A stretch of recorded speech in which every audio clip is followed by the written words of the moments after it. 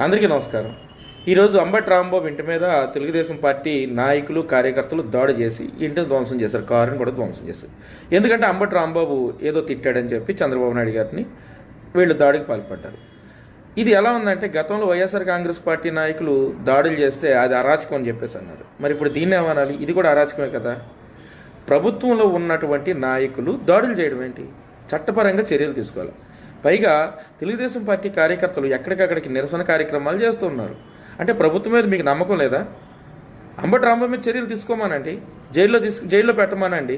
చట్టపరమైన చర్యలు తీసుకుంటే ఎక్కడైనా సరే ప్రభుత్వం మీద ప్రజలకు కార్యకర్తలకు నమ్మకం వస్తుంది. ఇలాగ అరాచకాలకు పాల్పడితే ప్రజలకు నమ్మకం పోతుంది. గతంలో వైఎస్ఆర్ కాంగ్రెస్ పార్టీ పట్టాభి ఇంటి మీద దాడి చేసినప్పుడు ఎంత అరాచకానికి పాల్పడిందో, తెలుగుదేశం పార్టీ గన్నవరం కార్యాలయం మీద దాడి చేసినప్పుడు ఎలాంటి అరాచకాలు క్రియేట్ చేసిందో, చంద్రబాబు నాయుడు ఇంటి మీదకి దాడికి పాల్పడడానికి ప్రయత్నం చేసి ఎలాంటి అరాచకాన్ని క్రియేట్ చేసిందో, ఇప్పుడు తెలుగుదేశం పార్టీ కూడా అలాగే వ్యవహరిస్తుంది. అధికారంలో ఉన్నటువంటి నాయకులు కానీ కార్యకర్తలు కానీ ప్రభుత్వం కానీ ప్రజల పట్ల బాధ్యతగా ఉండాలి. ఇలాంటి అరాచక పరిస్థితులు క్రియేట్ అయితే రాష్ట్రంలో వచ్చే పెట్టుబడులన్నీ కూడా ఆగిపోతాయి.